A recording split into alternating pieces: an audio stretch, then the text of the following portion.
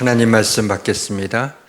야고보서 4장 11절에서 17절 말씀까지입니다. 신약성경 375페이지 야고보서 4장 11절로 17절까지 우리 교독하시겠습니다. 제가 먼저 읽습니다. 형제들아, 서로 비방하지 말라. 형제를 비방하는 자나 형제를 판단하는 자는 곧 율법을 비방하고 율법을 판단하는 것이라. 내가 만일 율법을 판단하면 율법의 준행자가 아니요 재판관이로다.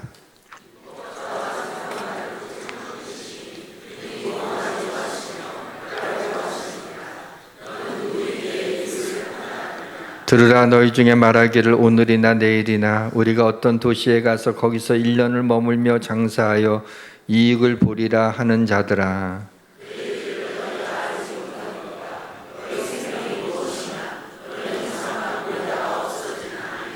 너희가 도리어 말하기를 주의 뜻이면 우리가 살기도 하고 이것이나 저것을 하리라 할 것이거늘.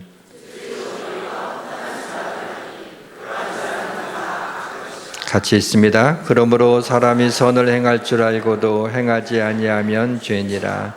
아멘.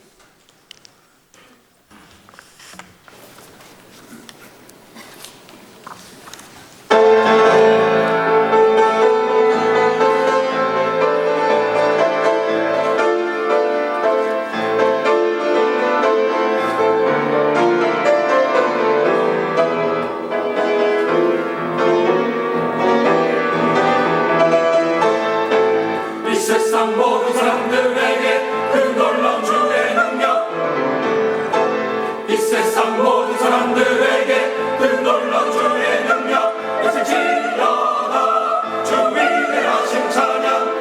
이 세상의 모든 것보다 주는 좋으리라 위엄이 있네. 이 세상 만물들을 창조하신 주님, 이 세상 모든 사람들에게 그 놀라운 주의 능력, 이 세상 모든 사람들에게 그 놀라운 주의 능력, 외칠지어다 주 위대하신 찬양. 영광과 위엄이 가득하네.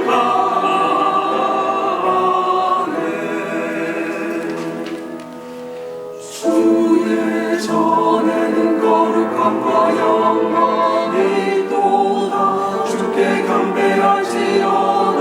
주께 영광을 형제 자매 모두 모여 영광 돌리세. 주 영광 주께 돌리세. 예물 들고 주 앞에 가리라.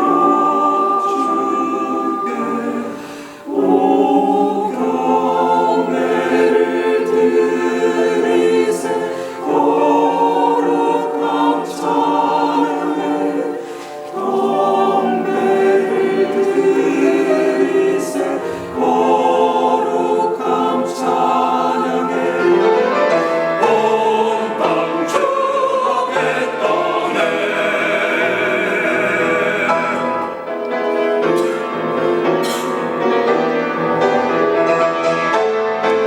이 세상 모든 사람들에게 그 놀라운 주의 능력, 이 세상 모든 사람들에게, 이 세상 모든 사람들에게 그 놀라운 주의 능력, 주 위대하신 찬양.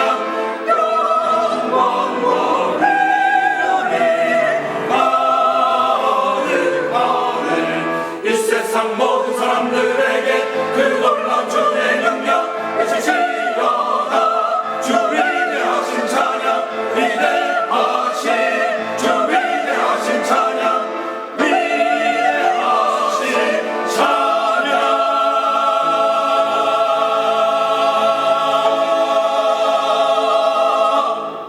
아멘. 감사합니다.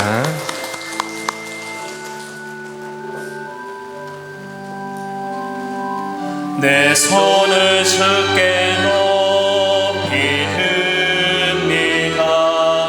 내 찬양 받으신 주님, 내 마음을 주께 완자여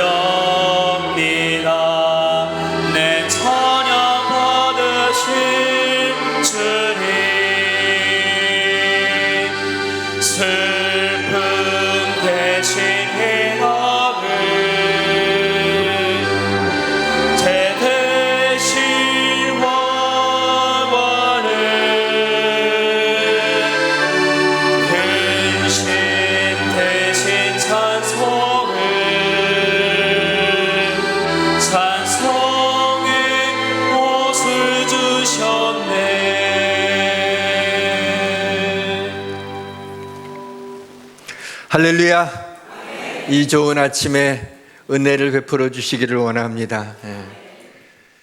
예전에는 주일날 아침이 되면은 옷을 잘 차려입고 성경책을 옆에다가 끼고 그렇게 교회 가는 것이 성도의 정체성처럼 느껴졌었습니다. 성경 봉독 시간에는 성경 책장을 넘기는 부스럭거리는 소리가 듣기에 좋았습니다. 시대가 변하였습니다. 여전히 성경책을 들고 교회에 나오는 분들도 계시지만은 성경을 찾기보다는 영상을 보고 핸드폰에 저장되어 있는 성경 말씀 앱을 통해서 성경을 읽는 분들도 많아지고 있습니다. 오늘 아침 비록 성경 책장 넘기는 부스럭거리는 소리가 작게 들려도 여러분의 얼굴에서 하나님의 은혜와 사랑을 읽을 수 있어서 기쁩니다. 오늘은 형제를 비방하거나 판단하지 말아야 되는 이유와 안개와 같은 인생을 어떻게 살아내야 하는지에 대해 말씀을 드리겠습니다. 성령님의 도우심을 구합니다. 모든 것이 잘 될 것입니다. 형제를 비방하거나 판단해서는 안 됩니다. 비방이라는 것은 자신이 높은 자리에서 다른 사람을 낮게 평가할 때 나타나는 것입니다. 그래서 이 비방은 교만의 표현입니다. 인터넷 공간에서 악플로 인해서 고통을 당하는 연예인들도 많고 심지어는 목숨을 끊는 그러한 연예인들도 있었습니다. 왜 악플을 다는지 참 잘 이해가 되지 않고 참 속상합니다.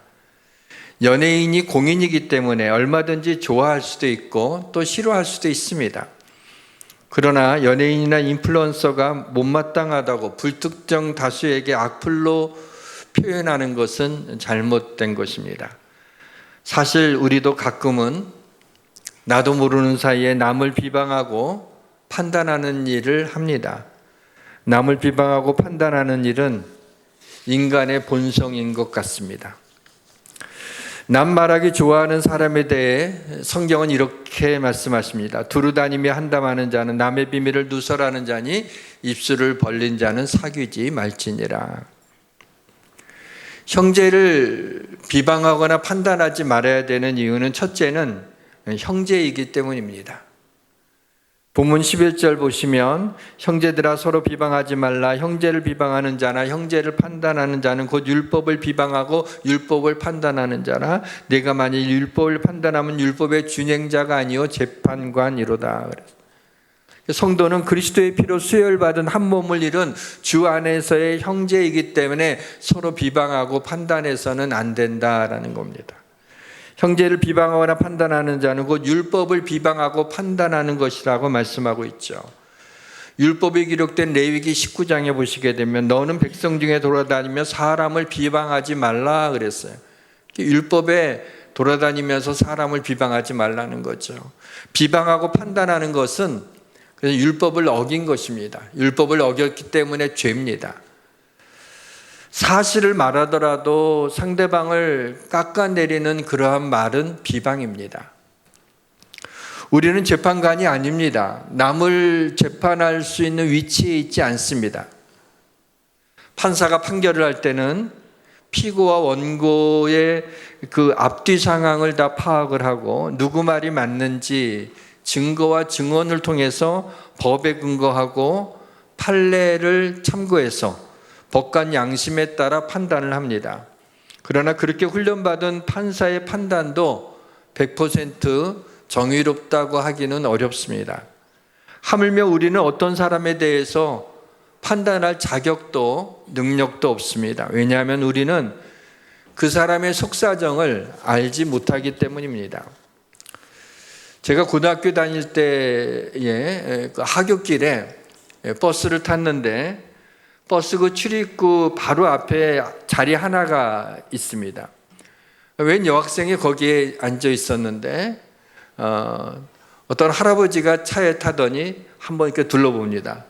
그러더니 이제 여학생들이 제일 자리를 잘 양보하거든요. 그 여학생 바로 앞에 있는 여학생 자리에 딱 섰어요. 일어나라는 얘기죠. 그런데 가만히 보니까 차가 이렇게 커브를 돌다든가 아니면 브레이크를 이렇게 밟을 때 몸이 움직이잖아요. 움직이는데 이 할아버지가 손으로 그 여학생의 어깨를 그거 할 때마다 툭툭 치는 거예요. 일어나라는 거죠. 예. 그러니까 이제 그냥 하기 뭐 하니까는 이제 차 핑계 대고 이제 툭툭 치는 거예요. 그래서 저도 처음에는 그걸 보고 있다가 이 여학생 일어나지 않지. 저렇게 하면 마음이 불편할 텐데 좀 일어나지라고 생각했어요. 근데 이 여학생이 꿋꿋이 앉아서 치던 말던 그냥 앞만 바라보고 가만히 앉아 있는 거예요. 참다 못한 할아버지가 학생! 노인이 서 있는데 일어나지 않나? 하고 호통을 치는 거야. 옛날에는 그런 할아버지들이 좀 있었어요. 탁 일어나라고. 그러니까 마지못해 학생이 일어나는데 일어나서 다리를 쭉 일어나는 거예요. 장애가 있었던 거죠. 죄송합니다, 할아버지. 제가 다리가 불편해서요. 많이 불편해서요. 그리고 다음 정거장에서 얼굴이 빨간 채로 내리더라고요. 저도 순간적으로나마 저 왜 이렇게 일어나지 않지 하고 판단했던 것이 부끄럽고 미안한 마음이 아직까지 기억에 남아 있습니다. 교회 안에서 눈에 거스리는 사람이 있더라도 여러분 뭐라고 하지 마세요. 그 성도에게 무슨 속사정이 있는지 우리는 알지 못하기 때문입니다. 남을 비방하고 속 시원하다고 기뻐하는 사람 봤어요? 성령은 비방의 영을 싫어합니다. 형제를 비방하고 판단하지 말아야 되는 두 번째 이유는 우리는 죄인이기 때문입니다. 우리에게는 누구나 저마다의 들보가 있습니다. 주님이 이런 말씀하셨죠. 어찌하여 형제의 눈 속에 있는 티는 보고 내 눈 속에 있는 들보는 깨닫지 못하느냐. 들보라고 하는 것은 이 칸과 칸 사이를 가로지르는 두 기둥 사이를 가로지르는 그 나무를 들보라도 엄청 크죠. 물론 이제 상징적인 표현입니다. 내 눈에 티를 빼는 게 어려울까요? 들보를 빼는 게 어려울까요? 내 눈에 있는 티를 빼는 게 더 어렵습니다. 왜냐하면 들보는 잘 보이잖아요. 잘 알잖아요. 빼기가 쉬워요. 남의 눈에 있는 티를 보고 비판하던 사람이 말씀을 듣고 은혜를 받고 깨달아서 자기 눈에 있는 들보를 뺐어요. 그때 그것을 보고 있던 눈에 티가 있던 사람이 감격해서 울다가 그의 눈 속에 있는 티도 빠져버렸다고 합니다. 얼마나 은혜롭습니까? 내 눈에 있는 들보를 빼면 상대방에 있는 눈의 티가 감격해갖고 우느라고 빠진다고요. 많은 부부가 부부싸움을 할 때 가만히 들어오면 둘 다 맞는 말이에요. 옳은 지적을 하고 있는 거예요. 근데 받아들여지지를 않습니다. 몰라서가 아니라 상대가 자기 잘못은 인정하지 않고 나한테만 막 뭐라고 하니까 그걸 인정하고 싶지 않은 거죠. 끝까지 이렇게 버티는 거죠. 교회의 본질이나 신앙의 본질, 믿음의 본질에 어긋나는 것이라면은 그건 싸워야 됩니다. 그 신앙의 믿음의 본질은 지켜야죠. 그런데 비본질적인 거라면 의견이 다를 수가 있는 거예요. 이때 자신의 의견을 피력하는 건 괜찮습니다. 그러나 옳고 그름을 따지려고 하지는 마세요. 그리고 이기려고 하지도 마세요. 이겨서 뭐 합니까? 자기 부인 이겨서 뭐 하겠으며 성도 이겨서 뭐 하겠어요? 김정은하고 싸우는 것도 아닌데. 이기려고 할 필요가 없어요. 어떤 사람이 아무개 집사님이 주일날 예배를 일찍 드리고 얼른 회사에 가서 잔업 처리 일을 했대요. 주일 성수를 온전히 지키지 못하는 거 아니에요? 어느 집사님은요 저녁에 식사를 하면서 레드와인 한 잔 했대요. 그 레드와인에도 알코올이 있지 않아요? 그러면서 그거 어떻게 되는 거예요? 그래. 이러한 문제는 뭐예요? 비본질적인 문제예요. 그건 각기 신앙의 양심 따라서, 자신의 신앙의 양심 따라서 행해야 될 일입니다. 본질적인 문제가 아닌데 그걸 문제 삼게 되면 그건 바람직하지 않습니다. 실제로 있었던 일이라고 얘기는 들었는데 사실은 잘 저는 믿겨지질 않는데 이런 얘기가 있어요. 어느 중형교회였는데 성전에 카페트를 이제 새로 깔게 됐어요. 그런데 그 어떤 색깔로 해야 되느냐? 그리스도의 피를 상징하는 붉은색으로 깔아야 된다고 하는 그리스도의 피파와 푸른 초장을 상징하는 초록색으로 깔아야 된다는 푸른 초장파가 싸워서 교회가 둘로 갈라졌다는 그런 이야기를 듣고 저는 아연 실색하지 않을 수가 없었습니다. 어떤 사람은 이 날을 저 날보다 낮게 여기고 어떤 사람은 모든 날을 같게 여기나니 각각 자기 마음으로 확정할지니라. 어느 날이 중요하든 그날만 중요하든 그냥 자기 마음으로 확정하면 된다. 여러분 주일날이 굉장히 중요하잖아요. 주일날은 구별된 날 아닙니까? 그럼 주일날이 중요하다. 그럼 주일날만 예배를 드리고 다른 날에는 아무렇게나 살아도 되나요? 그렇지도 않지요. 나머지 있는 6일도 다 하나님께 속한 날이기 때문에 경건하게 하나님의 은혜와 믿음 안에 살아야 된다고 얘기해요.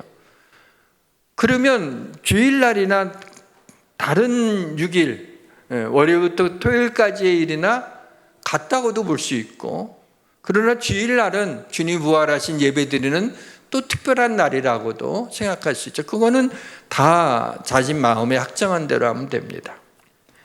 형제를 비방하고 판단하는 것이 얼마나 무서운지 성경은 이렇게 말씀합니다. 자기의 이웃을 은근히 헐뜯는 자를 내가 멸할 것이요 눈이 높고 마음이 교만한 자를 내가 용납하지 아니하리로다.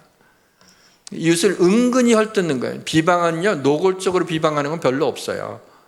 은근히 이렇게 하는 거죠. 그걸 주님은 하나님이 눈치채셔요. 그래갖고 내가 멸할 거다. 얼마나 무서운 말씀인지 몰라요. 교만하다. 내가 용납하지 않겠다. 라고 얘기합니다. 우리가 생각하는 것처럼 그냥 뭐 그럴 수 있지. 사람이 입이 달렸는데 터진 입이 말 못해. 이렇게 얘기할 수 있지만은 하나님은 아니라고 하는 거예요. 비방하거나 판단하는 마음이 일어나면 어떻게 해야 됩니까? 주님의 십자가 앞에 그 마음을 가지고 나가는, 내 입에서 비방하고 싶은 말이 입에 가자가자근지 그러더라도 주님 앞에 그 마음을 가지고 나가서 주님 도와달라고 어떻게 해야 되냐고 주님께 구하시길 바랍니다. 그리스도의 십자가에 물들은 찌든 그 십자가를 붙드는 순간에 주님께서 우리에게 그런 비방하고 판단하는 악한 마음을 제해버려 주시고 주님께서 주시는 은혜로 채워주시게 될 것입니다. 우리도 숨겨진 것, 부끄러운 것이 드러나면 비방을 받아야 될 사람이에요. 저도 한번 돌이켜보니까 이렇게 참 부끄러워. 우리 성도들이 알게 되면 참 비방받을 수 있는 그런 일들이 생각나서 얼른 또 회개하고 그랬어요. 누구나 죄인이구나 라는 것을 깨달았습니다. 주님은 이러한 우리의 허물과 죄를 위해 십자가에 달려 죽으셨습니다. 우리는 다 연약한 죄인입니다. 형제를 비방하고 판단하지 말아야 되는 세 번째 이유는, 비방하거나 판단하는 것은 자기가 하나님 노릇을 하는 것이기 때문이에요. 본문 12절에 입법자와 재판관은 오직 한 분이신 능히 구원하시기도 하시며 멸하기도 하시네. 너는 누구이기에 이웃을 판단하느냐? 그러니까 네가 하나님도 아니면서 왜 사람을 비방하고 판단하느냐라는 말씀이죠. 판단하는 일은 하나님이 하시는 일입니다. 여러분, 요셉이 형제들로부터 위임을 많이 받았죠. 그리고 팔려갖고 이집트, 애굽에 팔려갔어요.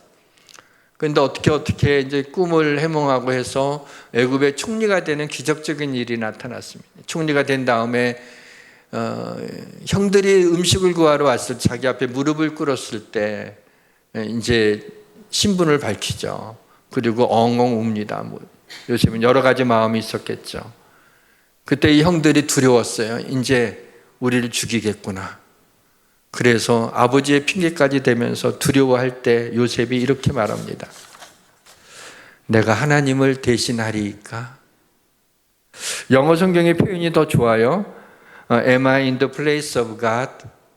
내가 하나님 자리에 있습니까? 내가 형들을 판단하지 않고 형들에게 내가 손을 대지 않겠다고. 그건 하나님이 하시는 일이라고. 이리로 인도하시는 일은 하나님이 하신 거라고. 그렇게 얘기를 합니다. 어떤 것에 대해서 누군가를 비판하는 그 이유는 내가 그것에 대해서 관심이 많기 때문에 그래요. 203호가 그 아저씨 바람 폈대 하고 돌아다니면서 얘기하는 사람은 거기에 관심이 많은 사람이에요. 거기에 약하기 때문이에요. 자기도 썸 타고 있는 게 있었기 때문에. 그런 얘기가 귀에 쏙쏙 들어와서 얼른 말하면서 자기 위안을 삼는 거예요. 비판을 잘하는 사람은요, 누군가 자신을 비판할 때 견디지 못하는 것을 볼 수가 있습니다. 그러니까 남을 잘 비방하고 이렇게 갖다 그 사람을 얻기만 하게 되면 뒷담화하면서 막 뭐라고 하는 사람은 가만히 보면은 그렇게 비판을 많이 받는 사람인 것을 알 수가 있습니다. 비판하지 말아야 되는 이유는 비판하는 잣대로 내가 비판을 받기 때문입니다. 주님이 하신 말씀이죠. 비판을 받지 아니하려면 비판하지 말라. 너희가 비판하는 그 비판으로 너희가 비판을 받을 것이요 너희가 헤아리는 그 헤아림으로 너희가 헤아림을 받을 것입니다. 그래서 비판은 부메랑으로 내게 돌아오게 됩니다. 내 입에서 축복이 나가게 되면 축복이 돌아오고요, 비방이 나가게 되면 비방이 돌아오게 됩니다. 비판은 남의 죄를 드러내서 상대적으로 자신이 그만큼 의롭다는 것을 나타내는 교만한 마음이 있기 때문에 비판하고 비방하고 판단하는 것을 죄라고 하는 겁니다. 누군가를 판단할 때는 마치 내가 하나님처럼 완전한 자인 것처럼 행동하는 경우가 많지 않습니까? 예수님이 바리새인들을 신랄하게 책망했어요. 어떠한 죄인도 주님은 사랑으로 품어주시고 용서하시고 긍휼을 베풀어 주셨어요. 근데 바리새인만큼은 주님이 정말 무서울 정도로 책망하셨어요. 그 이유는 바리새인들이 다른 사람들보다도 더 죄를 많이 지었기 때문이 아니라 다른 사람의 약점을 지적하면서 나는 그들보다 낫다라는 상대적인 의의를 가지고 살아가려고 했기 때문에 주님이 책망하신 거예요. 사람들이 남을 비방하고 판단하는 이유에 대해서 아주 날카롭게 지적한 필 라이큰이라는 사람이 사랑한다면 예수님처럼이라는 그의 책에서 이런 말을 하고 있습니다. 주위에 나보다 큰 죄인이 있는 한 나는 하나님 앞에서 충분히 괜찮은 사람이라고 생각을 하며 기뻐하는 것, 그것이 우리의 모습이다. 우리는 어릴 때부터 판단을 많이 받고 자랐어요. 요즘엔 다행히 우리 초등학교 아이들에게 무슨 성적 순으로 1등, 2등 점수 이렇게 하는 게 잘 안 하는 것 같아요. 잘 모르겠는데 그걸 잘 안 하는데 제가 어릴 때부터 또 제가 교목으로 있을 때도 마찬가지고 전부 다 성적을 등수를 이렇게 다 매겼어요. 그러니까 계속 판단받는 거죠. 근데 우리의 자녀든 성도든 누구든 그렇게 어릴 때부터 판단을 많이 받고 자랐으니까 이제는 격려하고 칭찬하고 인정해 줘야 됩니다. 제가 가슴 섬뜩한 말씀을 봐서 여러 번 보게 되었어요. 시편에 있는 말씀인데 그가 저주하기를 좋아하더니 그것이 자기에게 임하고 축복하기를 기뻐하지 아니하더니 복이 그를 멀리 떠났으며 또 저주하기를 옷 입듯 하더니 저주가 물같이 그의 몸속으로 들어가며 기름같이 그의 뼛속으로 들어갔나이다. 우리가 비방하고 판단하고 남을 저주하고 악한 말을 하게 되는 그것이 나에게 그대로 뼛속으로 스며든다는 얘기입니다.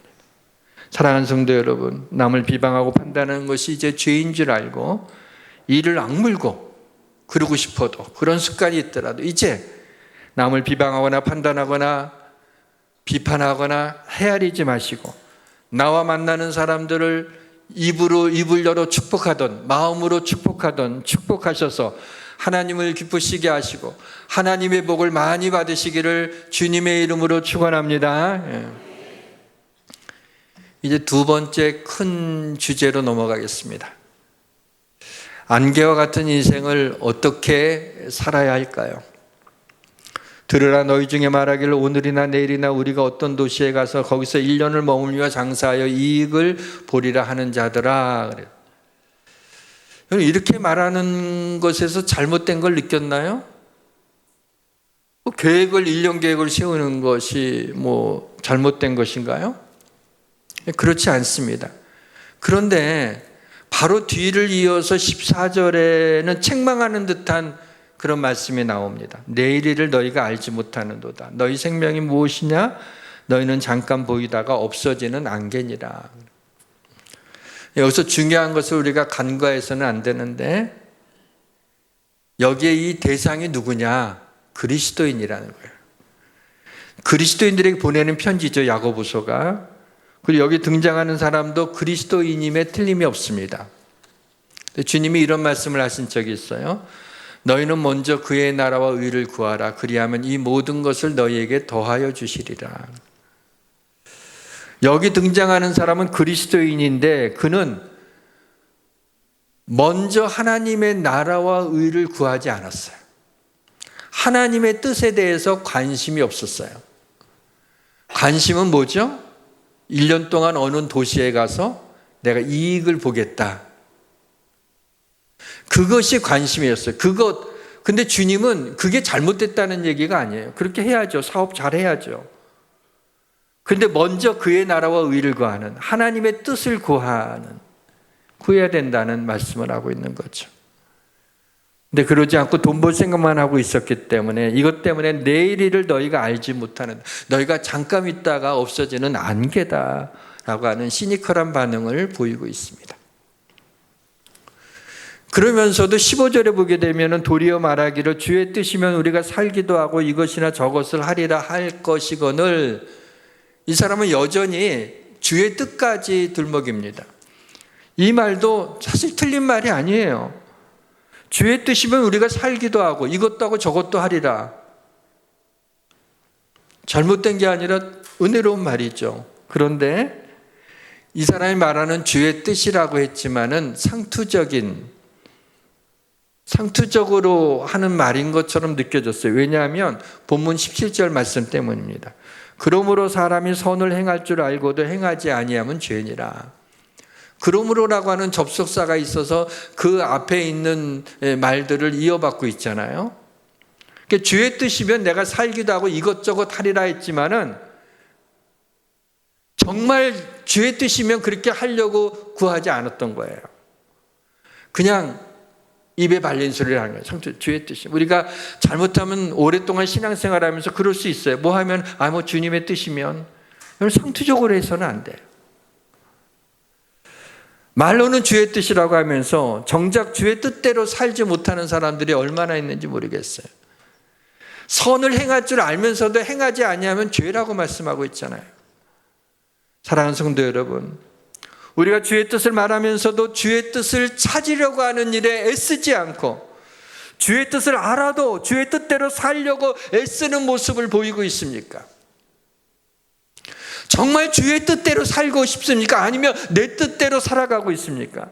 사실은 주의 뜻보다는 내 뜻대로 살아가는 적이 훨씬 더 많지 않습니까? 하루 이틀, 이번 달, 다음 달의 일에 대해서 계획 세우는 것 당연한 일입니다. 계획 세우는 것 자체가 문제가 아니에요. 계획을 세우는 태도가 문제입니다.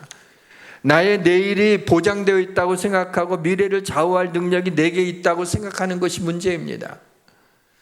하나님이 허락하지 않으면 아무것도 할 수 없다는 것을 인정해야 되는 거예요. 우리가 무슨 일을 하든 어떤 상황이든 주의 뜻대로 이루어지기를 원하는 것은 바로 내가 하나님이 허락하지 않으면 내가 아무것도 할 수 없다고 하는 그런 우리의 신앙의 고백 때문입니다. 사람이 마음으로 자기의 길을 계획할지라도 그 걸음을 인도하시는 이는 여호와시니라. 어떤 도시에 가서 1년을 머물며 장사하며 이익을 보리라 그래요. 그러면 하루 동안에도 무슨 일이 일어날는지 알 수 없는데 1년을 어떻게 장담합니까?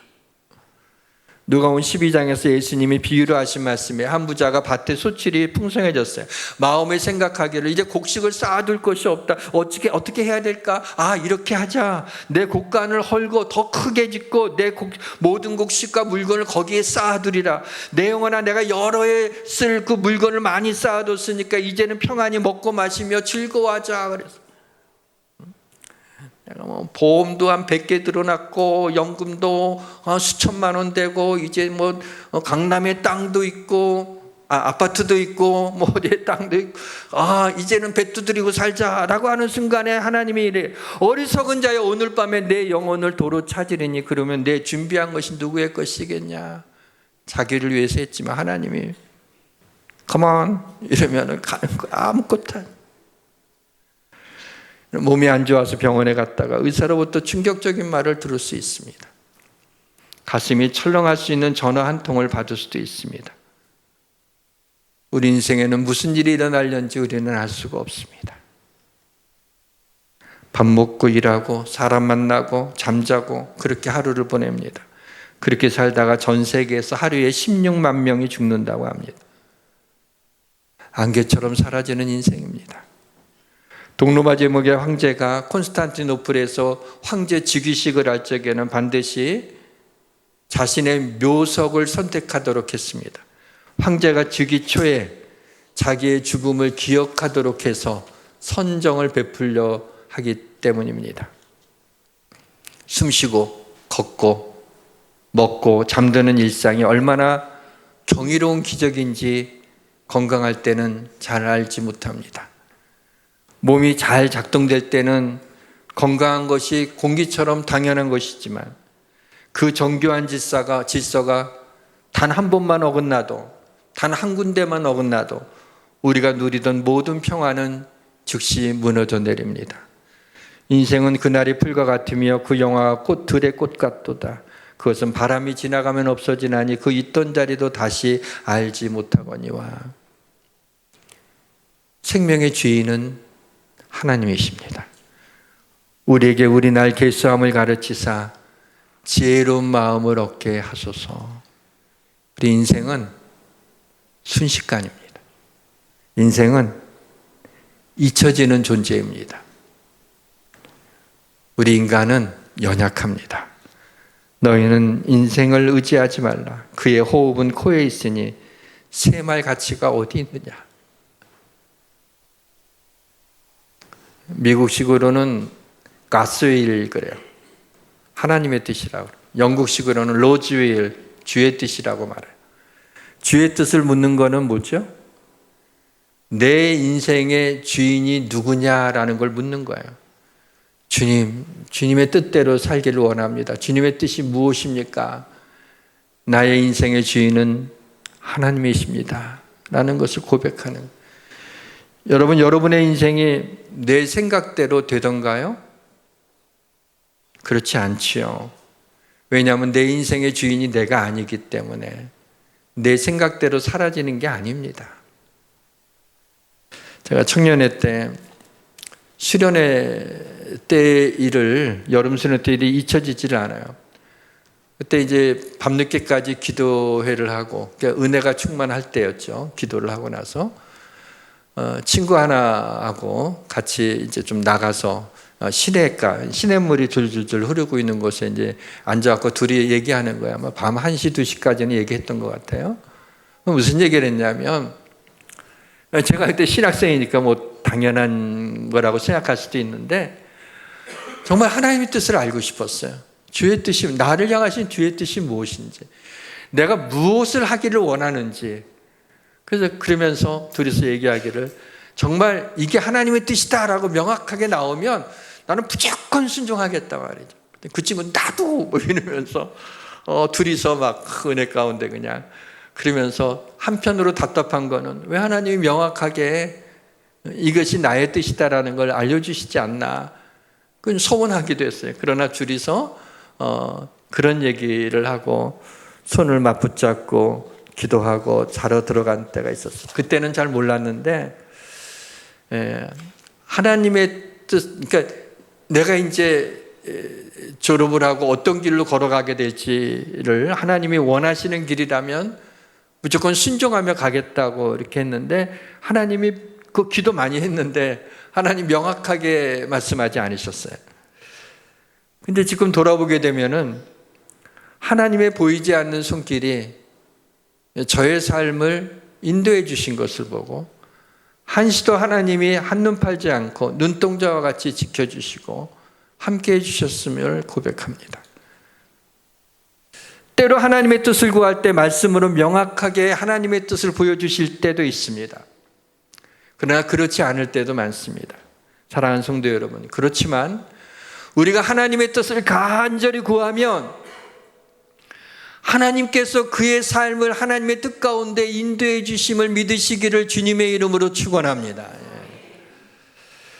주께서 허락하지 않으시면 아무것도 할 수 없음을 고백하지만, 하나님은 우리 일상에서 부딪히는 많은 선택 가운데 사실 우리가 무슨 선택을 하든 지지하십니다. 웃느라고 하는 얘기일 거라고 생각은 하지만은, 어떤 청년이 중화요리집에 가서 이제 음식을 뭐 시킬까라고 했더니 그 청년이 그거부터 물어보는 거예요. 목사님, 짜장면 먹는 게 하나님 뜻이에요? 짬뽕 먹는 게 하나님 뜻이에요? 그걸 말이라고 해. 그거를 네가 먹는 게 하나님의 뜻이야, 뭘 선택하든지. 이제 제가 그랬어요. 중요한 것은 뭐냐면, 그리스도인들은 하나님의 뜻대로 살고자 하는 열망이 있어야 된다는 거예요. 하나님의 뜻을 의식하지 않고 살아가면 안 돼요. 그러면 내 뜻대로 사는 것밖에 안 되잖아요. 과연 내 뜻대로 사는 것이 인생이 퍼펙트 할까요? 인생이 아름다울까요?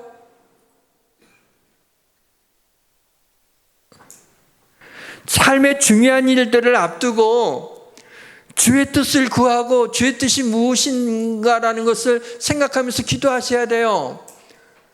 그러면 그때 하나님의 길을 열어주신단 말이죠. 하나님의 뜻 가운데 인도해 주신단 말이죠. 그러나 그러한 간절한, 정말 주의 뜻을 알고자 하는 그러한 마음이 없으면 그냥 내 생각대로, 내 마음대로, 그냥 뜻대로 그렇게 하는 경우에 하나님이 결국에 축복하시겠냔 말이죠. 일상의 삶에서도 마찬가지예요. 수요일 오전에 내가 수요 예배를 가야 될지, 아니면 내 고향 마트에 가서 오늘 저녁 반찬거리를 사야 될지 고민이 된다면 당연히 주의 뜻을 선택해야 돼요. 고민 안 되는 분은 그냥 괜찮아요. 그런데 어떻게 해야 되지 하면 주의 뜻을 선택해야죠. 주의 뜻이면 이 말은 내 인생은 주님의 손에 있다는 것을 고백하는 거예요.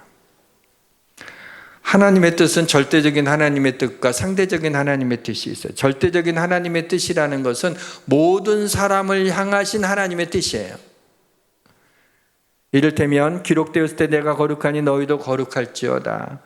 일의 결국을 다 들었으니 하나님을 경외하고 그의 명령을 지킬지어다. 이것이 모든 사람의 본분이니라. 항상 기뻐하라, 쉬지 말고 기도하라, 범사에 감사하라. 이것이 그리스도 예수 안에서 너희를 향하신 하나님의 뜻이니라. 솔직히 말하면 하나님의 뜻을 몰라서 하나님의 뜻대로 살지 못하는 게 아니라 대부분은 너무나 명확해요. 우리는 매주일 하나님의 뜻을 듣고 있어요. 하나님의 뜻을 몰라서가 아니죠. 내 뜻과 충돌하기 때문입니다. 상대적인 하나님의 뜻, 이것은 나를 향하신 하나님의 뜻이에요. 나에게 생명을 주시고 나를 하나님의 자녀로 택해 주시고 나를 축복해 주신 하나님의 뜻이 있는 겁니다. 그것을 찾는 거예요. 내가 이렇게 사는 것이 하나님의 영광을 위해 사는 것인가 라고 하면서 나를 향하신 하나님의 뜻을 찾는 겁니다. 하나님이 나를 통해 이루고자 하시는 일, 하나님이 주신 비전을 구하시기를 바랍니다. 나를 향하신 하나님의 뜻이 무엇인지 아는 길은 때로는 기도 가운데, 때로는 말씀 가운데, 때로는 내게 주신 은사 가운데, 때로는 내가 관심 갖고 있는 것을 통해서 하나님의 뜻을 알 수 있습니다. 사랑하는 성도 여러분, 하나님이 주신 생명, 하나님이 주신 능력, 하나님이 주신 기회를 사용하는 데 있어서 주의 뜻을 구하시기를 주님의 이름으로 축원합니다. 찬양합시다. 주님 말씀하시면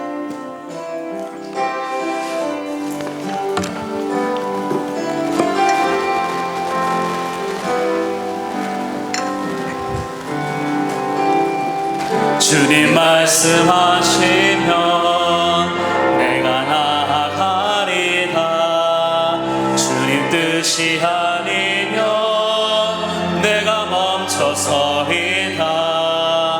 나의 가고 서는 것 주님 뜻에 있으니 오 주님 나를 이끄소서. 주님 말씀하시면 내가 나아가리다. 주님 뜻이 아니면 내가 멈춰서리다. 나의 가고 서는 것 주님 뜻에 있으니 오 주님 나를 이끄소서.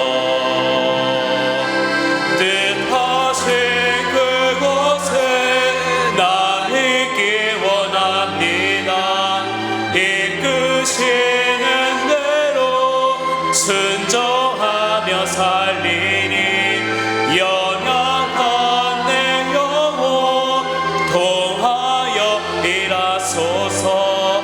주님 나라와 그 뜻을 위하여 뜻하신 그곳에 나 있기 원합니다. 이끄시는